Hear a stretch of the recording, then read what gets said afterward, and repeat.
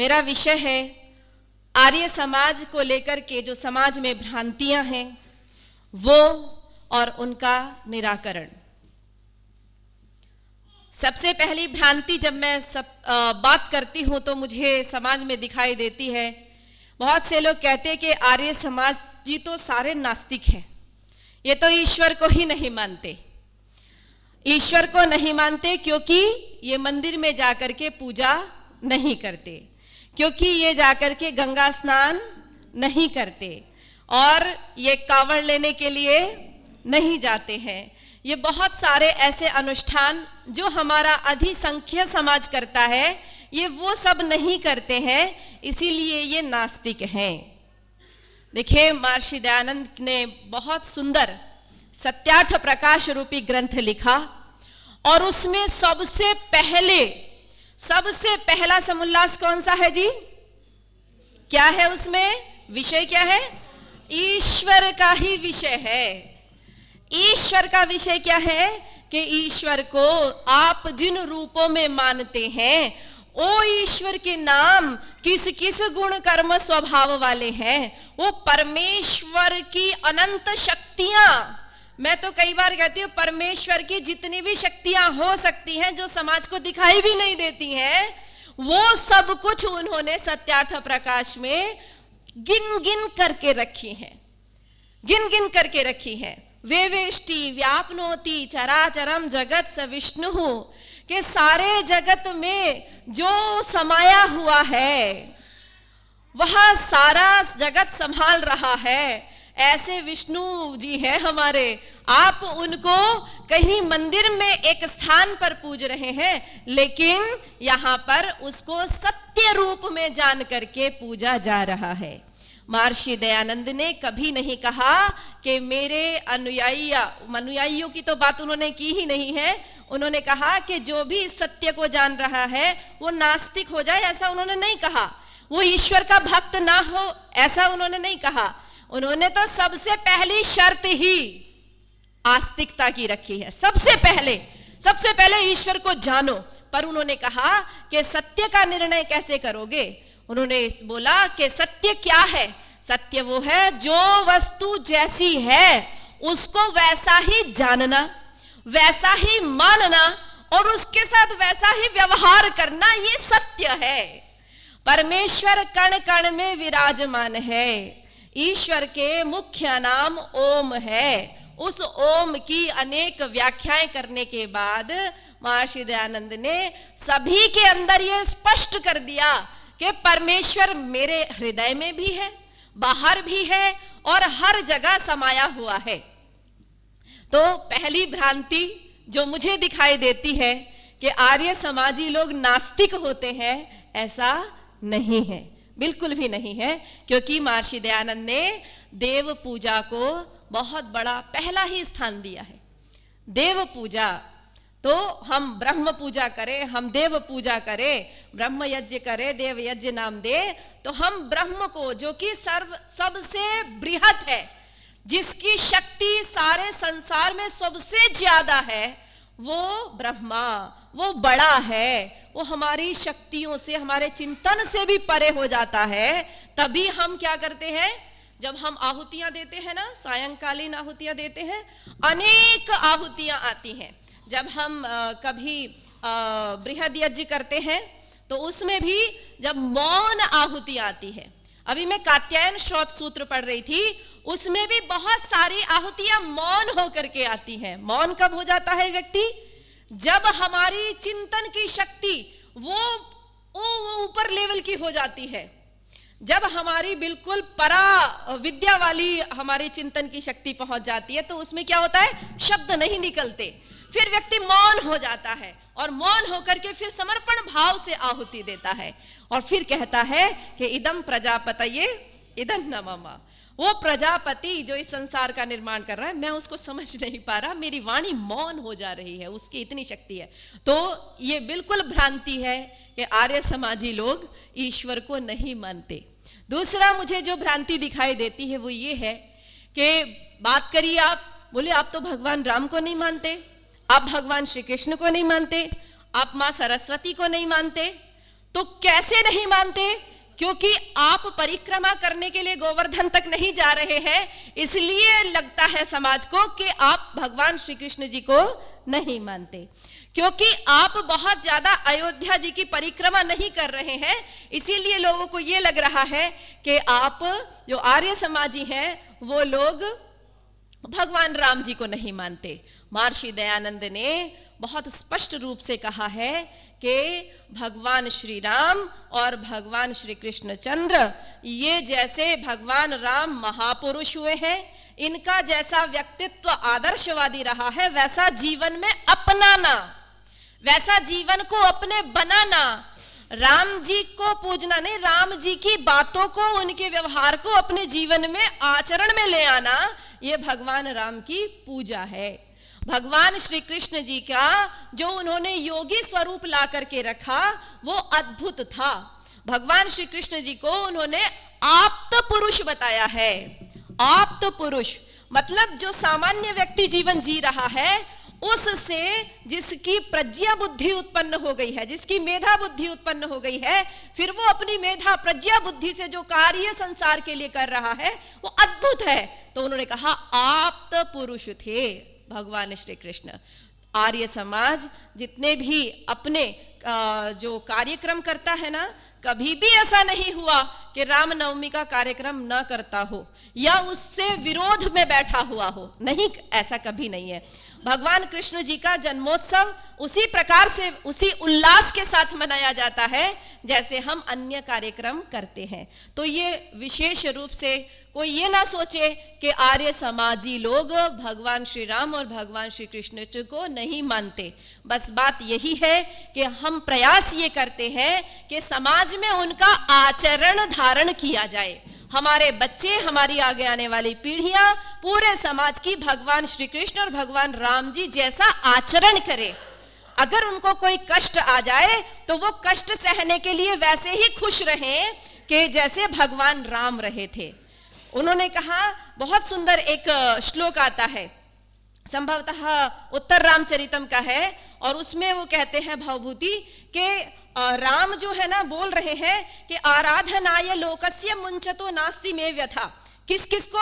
मैं इस लोक की आराधना के लिए, इस लोक रंजन के लिए, इस समाज को स्वस्थ रखने के लिए, खुश रखने के लिए मैं जानकी को भी छोड़ सकता हूं और मैं सारे सुख सुविधाएं सबका त्याग कर सकता हूं। मतलब जब वो एक राजा होंगे तो वो किस तरह का व्यवहार करेंगे। तो कभी भी हमारे बच्चों के अंदर डिप्रेशन वाली भावना ना बन जाए कि आज मुझे ये कष्ट हो गया तो मैं ये सहन नहीं कर सकता।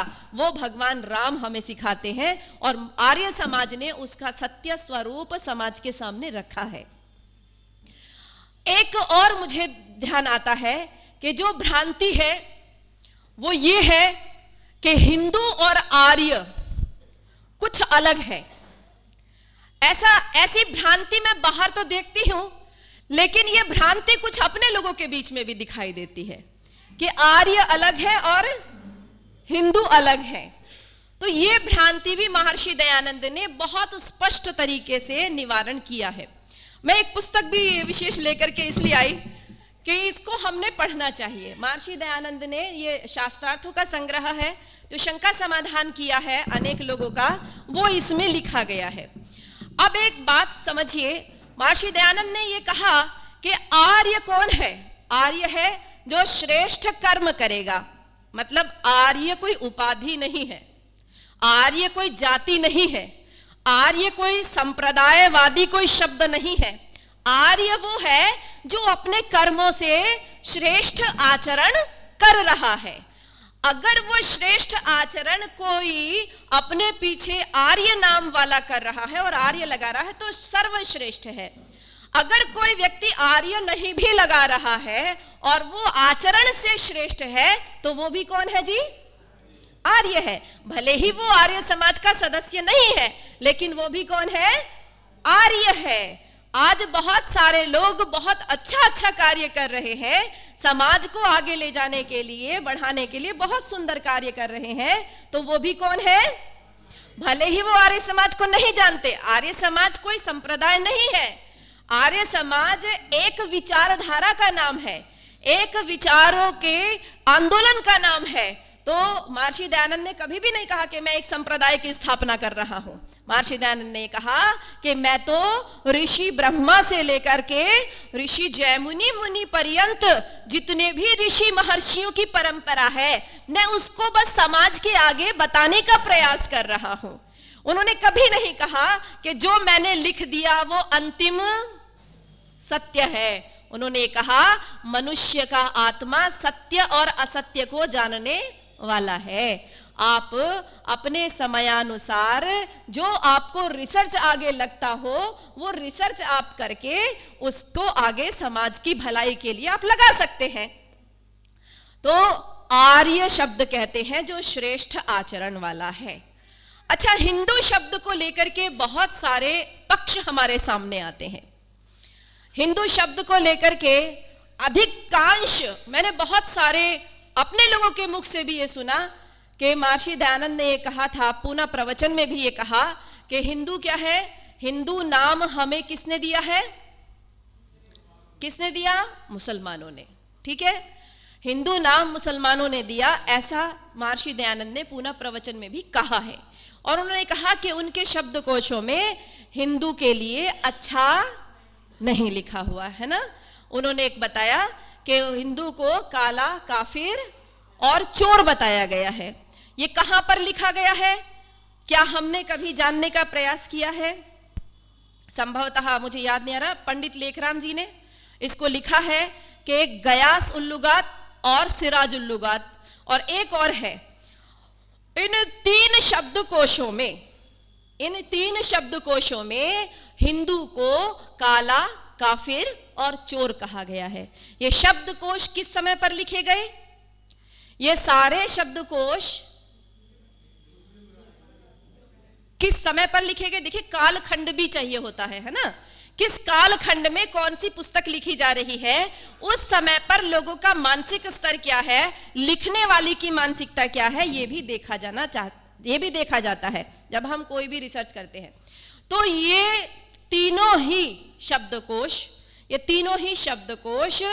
18वीं सदी से लेकर के 20वीं सदी के बीच में है। मतलब 2 सदियां ही हैं इनके लिखने की, और बहुत प्राचीन भी नहीं है। मैंने अपने कुछ अरबी साथियों से इन शब्दकोशों को मंगवाया भी, ढूंढवाया भी। उन्होंने ये बताया कि इन शब्दकोशों से वर्तमान में ये शब्द हटाए जा चुके हैं, मिलते नहीं हैं। ये उसी समय पर जो प्रकाशित हुए थे उनमें तो ये मिलते हैं, लेकिन अब वाले शब्दकोशों में नहीं मिलते। बाकी सभ्यता का प्रवाह आज का नहीं है, सभ्यता का प्रवाह तो बहुत पुराना है। तो अनेक शब्द आते आते अपना अर्थ बदल जाते हैं। अर्थ कैसे बदल लेते हैं? जैसे पहले असुर शब्द किसके लिए रखा जाता था, बोला जाता था? किसके लिए? पहले देवताओं के लिए असुर शब्द का प्रयोग होता था। ठीक है, परंतु क्या हुआ, उसके बाद बदलते बदलते शब्द की धारा बदली, शब्द प्रवाहमान हुआ, और असुर शब्द को अब किस में रूढ़ हम मानते हैं? असुर शब्द का अर्थ है राक्षस, जो राक्षसी प्रवृत्ति का है वो। इसी तरह से संस्कृत में एक शब्द आता है देवानाम प्रियः। देवानाम प्रिय, देवों का प्रिय सामान्य अर्थ है, लेकिन क्या हुआ, धीरे धीरे वो शब्द कहां बदल गया? ईर्ष्या रूपी में बदल गया, द्वेष रूप में बदल गया। बोले देवों का प्रिय है ये, तो देवों का प्रिय मतलब चापलूस टाइप का व्यक्ति है, देवों की चापलूसी कर लेगा और इसका काम हो जाएगा। ठीक है, तो देवानाम प्रिय शब्द तो अच्छा लग रहा है, लेकिन ये शब्द का अर्थ क्या हो गया? चापलूस टाइप का व्यक्ति है, बहुत ज्यादा लाग लपेट वाला व्यक्ति है ना। तो शब्द का अर्थ परिवर्तन होना ये सामान्य बात है। जैसे कुशल शब्द है, कुशल शब्द का अर्थ क्या है? मूल शब्द क्या है? कुशान लातीति कुशलः, कुशा को लाने वाला, जो ठीक से, कुशा क्या होती थी? बहुत ज्यादा हाथ काट देता था। आपने भी देखा होगा जो सरकंडा का छोटा सा रूप होता है ना, कुशा आसन भी बनाते हैं उसके लिए, हमने भी गुरुकुल में बनाया था। तो वो क्या होता है, उसको ठीक से काटे तो वो हाथ सुरक्षित रखता है, अगर उसको ठीक से नहीं काट के लाएंगे तो वो हाथ काट देगा, खून आ जाएगा आपके हाथ में। तो जो कुशा को ठीक से लाने वाला है उसको कहते थे कुशल। आज क्या है? आज क्या बन गया? जो भी कोई किसी भी काम में एक्सपर्ट है उसका नाम हो गया कुशल। जैसे सामान्य आप मेरा ही नाम ले लीजिए, मेरा नाम है कल्पना। आप कल्पना शब्द कहते ही आपके मन में क्या अर्थ दौड़ता है? इमेजिनेशन, है ना? कुछ ऐसा जो सामान्य नहीं दिख रहा है, कुछ ऐसा अलग सोचना। मतलब मेरा नाम मस्तिष्क में ही है, क्रियान्वित में नहीं है। तो अगर हम इसकी धातु प्रत्यय पर जाते हैं तो मेरा नाम का अर्थ होता है कृपु सामर्थ्य धातु से बनता है, और युज प्रत्यय करने पर, टाप इत्यादि करने पर ये कल्पना शब्द बनता है। तो इसका अर्थ होता है सामर्थ्यशाली, ठीक है। परंतु ये रूढ़ किस में है? मतलब इसने अपने सामर्थ्यशाली अर्थ को किस में बदल दिया? समय के प्रवाह के कारण ये उसमें बदल गया, है ना? इसी प्रकार से हर शब्द की अपनी एक यात्रा होती है। इसी प्रकार हिंदू शब्द की अपनी एक यात्रा है, उसको समझने का प्रयास कीजिएगा। हो सकता है आपको मेरी बात थोड़ा सा ऐसा लगे कि कल्पना जी क्या विषय लेकर के आई हैं। मैं इसलिए बताना चाहती हूँ कि इस शब्द के कारण बहुत तनाव है, उस तनाव को हमने दूर करना है। तो हिंदू शब्द आज का नहीं है, ये बहुत प्राचीन है और ये इस्लाम के आने से पहले का शब्द है। इसका उदाहरण ये भी मिलता है कि जो इस्लाम के प्रवर्तक है ना, पैगंबर मोहम्मद, उनकी पत्नी थी खदीजा। उनके पहले पति से जो बेटियां हुई थी उसमें से एक बेटी का नाम था हिंद, ठीक है, एक बेटी का नाम था हिंद। इसी प्रकार उनकी जो पत्नियां थी, उन पत्नियों में से भी एक पत्नी का नाम हिंदसा, ठीक है, वो था। इसका मतलब ये है कि ये शब्द कैसे चल रहा था? तब से चल रहा है ना।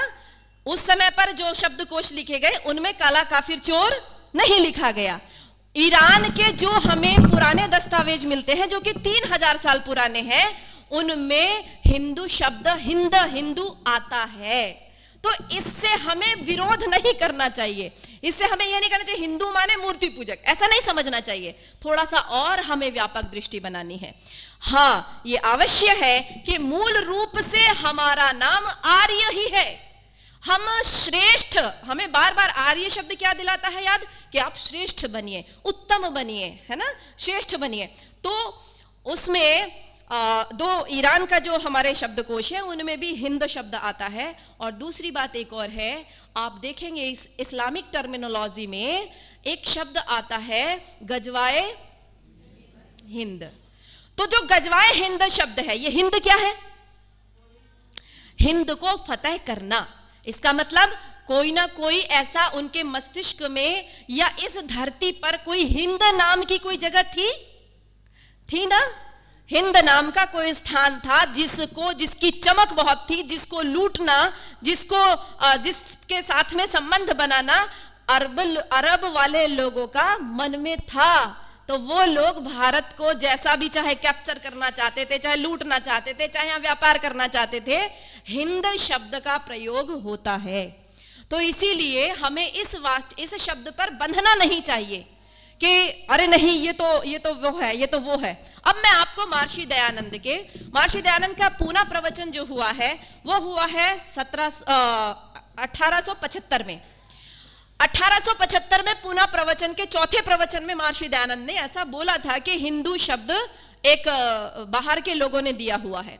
लेकिन महर्षि दयानंद के आगे के जितने भी प्रवचन हैं उसमें कहीं पर भी ये बात दोहराई नहीं गई है, बल्कि क्या हुआ है वो मैं आपको एक बार दिखाती हूँ, एक उदाहरण बस मात्र दिखाती हूँ, ठीक है। ये पुस्तक है, इस पुस्तक में इसका शीर्षक ही लिखा है हिंदू धर्म की गंभीरता, है ना। और महर्षि दयानंद से एच परिकिंस कमिश्नर थे जो कि अमृतसर से थे, उनका वार्तालाप है। और वो कमिश्नर कहते हैं कि हिंदू धर्म सूत के धागों के समान कच्चा है। महर्षि दयानंद से कह रहे हैं कि हिंदू धर्म सूत के धागे के समान कच्चा है, जहां से पकड़ो वहीं से टूट जाएगा, ठीक है। तो अब स्वामी जी ने क्या उत्तर दिया है ये सोचिए। यह धर्म सूत के धागे के समान कच्चा नहीं है। स्वामी दयानंद कहते हैं अपितु लोहे से भी अधिक पक्का है। लोहा टूट जाए तो टूट जाए, पर यह कभी टूटने वाला नहीं है। ये कौन कह रहा है? स्वामी दयानंद कह रहे हैं, अगर स्वामी दयानंद के मन में एक बार भी ये शब्द के प्रति ऐसा भाव होता कि हाँ हिंदू कहने से ये सब समुदाय या ऐसा गलत अर्थ होता, तो स्वामी दयानंद कभी भी ये वाक्य नहीं कहते। और आगे क्या कहते हैं, वो कहते, कमिश्नर महोदय कहते कि आप कोई उदाहरण बताइए। तो स्वामी जी ने जो उदाहरण दिए हैं वो ध्यान से सुनने योग्य है। स्वामी दयानंद ने कहा हिंदू धर्म समुद्र के गुण रखता है। अब देखो स्वामी दयानंद खुद कह रहे हैं, वो उस समय पर आर्य धर्म नहीं कह रहे हैं, वो स्वयं कह रहे हैं हिंदू धर्म ये शब्द का प्रयोग कर रहे हैं। और ये कब चल रहा है, ये 1877 में चल रहा है, 2 साल बाद, पुनः प्रवचन के 2 साल बाद चल रहा है। और हिंदू धर्म समुद्र के गुण रखता है, जिस प्रकार समुद्र में असंख्य लहरें उठती हैं उसी प्रकार इस धर्म में भी, देखिए बार बार धर्म का प्रयोग कर रहे हैं, मजहब का या मत पंथ का शब्द का प्रयोग नहीं कर रहे हैं, धर्म का प्रयोग कर रहे हैं। जिस प्रकार समुद्र में असंख्य लहरें उठती हैं उसी प्रकार इस धर्म में भी देखिए, वो कहते हैं ऐसे लोगों का भी मत है जो छान छान कर पानी पीते हैं, वो भी इसी में ही है। और एक मत ऐसे लोगों का भी है जो वाममार्गी कहलाते हैं। एक मत वे भी है जो पवित्र और अपवित्र, अयोग्य योग्य के बिना विचार किए सब कुछ खा जाते हैं। और कुछ लोग ऐसे हैं जो जीवन भर यति रहते हैं, अर्थात न किसी स्त्री से विवाह करते हैं और न किसी पर कुदृष्टि डालते हैं, वो भी इसी में ही है। फिर कहते हैं एक मत ऐसे लोगों का भी है जो पराई स्त्री से अपना मुंह काला करते हैं, वो भी इसी में ही है। एक मत ऐसे लोगों का भी है जो केवल निराकार परमात्मा को पूजते हैं, उसी का ध्यान करते हैं। फिर एक मत ऐसे लोगों का भी है जो अवतारों की पूजा करते हैं, वो भी इसी में ही है। उसको क्या कह रहे हैं, बोले ये मत हैं अलग अलग, लेकिन ये सारे क्या है, ये हिंदू धर्म में है। फिर कहते हैं एक मत ऐसा है जो केवल ध्यानी है, इसी धर्म में वे लोग भी हैं जो छुआछूत का ऐसा विचार करते हैं कि अन्य मत के लोग तो एक और शूद्रों के हाथ का पानी तक नहीं पीते, ना खाना खाते हैं। लेकिन इसी में ही एक मत ऐसा भी है जो लोग शूद्रों के हाथ का पानी भी पीते हैं और उन्हीं से भोजन बनवाकर खाते भी हैं। इतना होने पर भी ये सब के सब हिंदू कहलाते हैं, ठीक है। और वास्तव में हिंदू है ही, ये जोर दे करके कहते हैं कि ये सब लोग हिंदू है ही, ये सब हिंदू है, कोई इनको हिंदू धर्म से निकाल नहीं सकता। इसीलिए समझना चाहिए कि यह धर्म अत्यंत पक्का है, कच्चा नहीं है। तो महर्षि दयानंद बहुत स्पष्ट तरीके से कहते हैं, और एक जगह नहीं कहते। 1975 के बाद महर्षि दयानंद ने केवल एक पुनः प्रवचन के बाद कभी नहीं कहा, कभी ये नहीं कहा कि काला काफिर चोर वहां लिखा हुआ है। हो सकता है क्या पता बाद में कुछ मस्तिष्क में आया हो, कुछ और मिला हो। तो हमें इस बात पर मैं आर्य समाज के विशेष लोगों से ये निवेदन करना चाहती हूं कि इस विषय पर बहुत ज्यादा झगड़ा, इस विषय पर बहुत ज्यादा मतभेद उत्पन्न नहीं करना चाहिए। तो महर्षि दयानंद का ऐसा मत है। महर्षि दयानंद ने बहुत कहा, महर्षि दयानंद ने कहा कि मैं कोई संस्था जो बना रहा हूं ना, ये आर्य समाज कोई अलग से कोई संप्रदाय नहीं बना रहा हूं। और ये ध्यान रखना कि इससे अलग भी बहुत सारे लोग हैं जो समाज की भलाई के लिए काम कर रहे हैं। उन्होंने सत्यार्थ प्रकाश की भूमिका में लिखा, मैं आपको पढ़ करके सुनाती हूं। उन्होंने कहा यद्यपि आजकल बहुत से विद्वान प्रत्येक मत में है, किसी का अपमान करने की बात नहीं कर रहे, वो कह रहे बहुत से विद्वान प्रत्येक मत में है, प्रत्येक मत में है वे पक्षपात छोड़ सर्वतंत्र सिद्धांत, अर्थात जो जो बातें सबके अनुकूल, सब में सत्य है, उनका ग्रहण, और जो एक दूसरे के विरुद्ध बातें हैं उनका त्याग कर परस्पर प्रीति से वर्ते बर्तावे तो जगत का पूर्ण हित हो जाएगा। मतलब हर मत के जो उन्नत विद्वान है वो एक जगह बैठ करके यदि चिंतन करें। महर्षि दयानंद ने बहुत प्रयास किया अपने समय में कि आओ सभी मत के लोगों ये बैठो और चिंतन करें, सारे विद्वान बैठ करके चिंतन करें कि समाज की भलाई के लिए क्या आवश्यक हो सकता है। तो हमें भी समय समय पर महर्षि दयानंद के इन वाक्यों को ध्यान में रखते हुए अपने आप को प्रस्तुत करना चाहिए। हमेशा इस बात पर नहीं रगे रहना चाहिए कि मैं सब कुछ जान रहा हूं, बाकी लोग नहीं जान पा रहे हैं, है ना। इस तरह का भाव यदि हमारे अंदर आ जाता है उसी दिन गति अवरुद्ध हो जाएगी। महर्षि दयानंद ने कहा जो जो मनुष्य का आत्मा सत्य जानता चला जाएगा उसको स्वीकार करते चले जाइए, और जो जो असत्य बातें हैं उनको बाहर करते चले जाइए, उनको छोड़ते चले जाइए। आज की नई युवा पीढ़ी जो आ रही है, चाहे वह मतांध के चक्कर में हो, भाई बहुत ज्यादा अंध मत का फॉलो करने वाले लोग हों, वे भी, और जो नहीं है, जो नास्तिक हैं वे भी, जो किसी संगठन से जुड़े हुए हैं वे भी, जो किसी संगठन से नहीं जुड़े हुए हैं वे भी स्वतंत्र चिंतन बहुत रूप में कर रहे हैं। मैं आपको बस थोड़ा सा उदाहरण ये देना चाहती हूं कि आज के जो लोग समाज में काम कर रहे हैं वो अनेक लोगों को पढ़ रहे हैं, अनेक लोगों को देख रहे हैं और अनेक संगठनों का अनुभव ले रहे हैं, अनेक संगठनों का अनुभव ले रहे हैं। अगर आर्य समाज में भी कोई वक्ता रूप में यहां आ रहे हैं तो वो भी अनेक संगठनों का अनुभव लेते हुए आज कार्य कर रहे हैं। ये नहीं है कि वो केवल एक संस्था से बंधे हुए हैं। तो जब हम अनेक संगठनों का अनुभव लेते हैं तो हमें ये पता चलता है कि क्या चीज वहां पर अच्छी चल रही है, क्या चीज मेरे घर में क्या ऐसा चल रहा है जो होना चाहिए था नहीं हो पाया। तो कई बार समीक्षात्मक रूप से कोई बात कह दी जाती है तो हमें लगता है कि हमें सत्य का ग्रहण करते हुए, वो सत्य कड़वा भी हो सकता है, सत्य का ग्रहण करते हुए थोड़ा चिंतन अवश्य करना चाहिए। कई बार हमें ऐसी बात कहना जो हम मास लेवल पर कह रहे हैं वो क्या हो जाती है, वो बातें कहाँ कहने योग्य होती है, वो क्लास में कहने योग्य होती है। एक पर्सनल मीटिंग हो, वहां पर बैठ करके बातें कही जाए, योजनाएं बनाई जाए, वो बातें वहां बैठ करके कहने योग्य होती हैं। कुछ बातें ऐसी होती है जो खुले रूप में सबके लिए होती हैं। तो परोपकार वाली बातें सब जगह हो और जो कोई भी ऐसी बातें हो जिससे किसी को हानि पहुंचती हो वो हम एक कक्षा के रूप में, एक मीटिंग के रूप में रखना चाहिए। महर्षि दयानंद ने जो 10वां नियम कहा उसमें यही कहा कि सामाजिक सर्वहितकारी नियम पालने में सब कौन है, परतंत्र है, सब परतंत्र हैं। जिसमें समाज का भला हो रहा हो उस कार्य को करने में एक बार अपमान का घूंट भी अगर पीना पड़े तो पी लीजिए, वो कड़वा हो सकता है, उसको पी लीजिए। और आप वैयक्तिक कार्य करने में स्वतंत्र हैं, जितना कर सकते हैं उतना करना चाहिए। तो हमें भी किसी भी ऐसी शब्दावली पर नहीं जाना चाहिए। आज मैं आर्य समाज को एक बात और बताना चाहती हूँ इस व्याख्यान माला के नाम से कि हमें प्राचीन में आर्य समाज ने बहुत तरीके के कार्य किए हैं, है ना, बहुत प्रकार का कार्य किया, आज भी कर रहा है। जैसे ये आर्य समाज है, बहुत बढ़ चढ़ करके कितने युवाओं का भविष्य सुधार रहा है, कितने युवाओं को इसने गोद ले रखा है, कितने गुरुकुलों के लिए ये लगातार दान निकाल रहा है। यहाँ की शाखा, मतलब मैंने सबसे पहले जो शाखा देखी थी, शाखा का स्वरूप देखा था, वो आर्य समाज डी ब्लॉक का देखा, बहुत सुंदर शाखा है। और भी अन्य आर्य समाजों में भी बहुत समृद्ध शाखाएं चल रही हैं। लेकिन कई बार अनुभव में आता है कि इतना ही पर्याप्त नहीं है, और कुछ होना चाहिए था। हमारे पास शक्ति ऊर्जा बहुत है, शक्ति ऊर्जा बहुत है। अनेक बार ऐसा लगता है कि और लोग भी उस शक्ति का प्रयोग कर रहे हैं।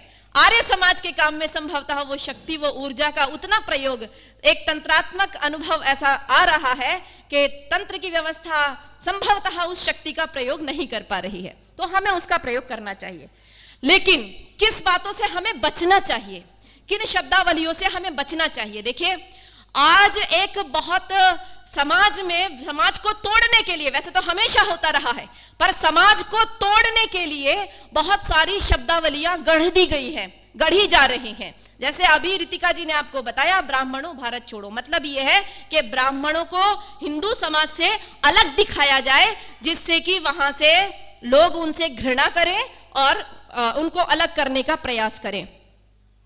अगर उस चलते हुए नैरेटिव में हम भी कहीं ऐसा कर देते हैं कि इन पाखंडियों ने बहुत नाश किया है, इन ब्राह्मणों ने बहुत नाश किया है, इन्होंने हमारा ये कर दिया, थोड़ा इन शब्दावलियों से बचें। क्योंकि अगला व्यक्ति खाई खोद करके बैठा हुआ है, अगला व्यक्ति पूरे समाज को तोड़ने का संकल्प लिए बैठा है। अगर कुछ ऐसी शब्दावली हमारी भी थोड़ी सी कहीं उसको सहायता देने का काम ना कर दे, उन शब्दावलियों से हम बचें।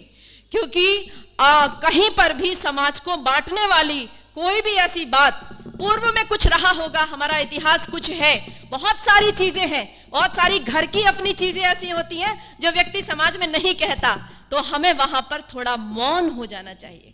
जैसे आज समाज को विभाजित करने के लिए बहुत बड़ा षड्यंत्र चल रहा है, और लगातार ये कहा जा रहा है, बड़ी बड़ी 4-4 हजार की सभाएं हो रही, दिल्ली में खुद हुई है, दिल्ली में खुद हुई है, और पूर्व मंत्री भी उसमें सम्मिलित रहे हैं। वो क्या कहा, बोले आज से तुम कौन हो गए हो, बोले हम नव बौद्ध हो गए हैं, आज से हमने कौन सा बौद्ध मत स्वीकार कर लिया है। वो गौतम बुद्ध वाला बौद्ध मत तो सब खत्म हो गया है, वो तो कभी भी सनातन या हिंदुओं के विरोधी नहीं थे, लेकिन आज का थोड़ा सा ये नव जो उत्पन्न होकर के आया है, इसका कार्यशैली कुछ ऐसी लग रही है कि घरों घरों से भगवान राम की फोटो हटा देना, भगवान श्री कृष्ण की फोटो हटा देना, और अनेक मंदिरों के प्रति घृणा का भाव रखना। अगर ऐसे चलते हुए समय में, जो कि ऑलरेडी वहां पर आंधी चल ही रही है, वहां पर तो चल रही है कि भाई तुम इस हिंदू समाज का हिस्सा नहीं हो, तुम्हें तो इन्होंने बहुत अत्याचार किया है, तुम्हारे तो ये किया है।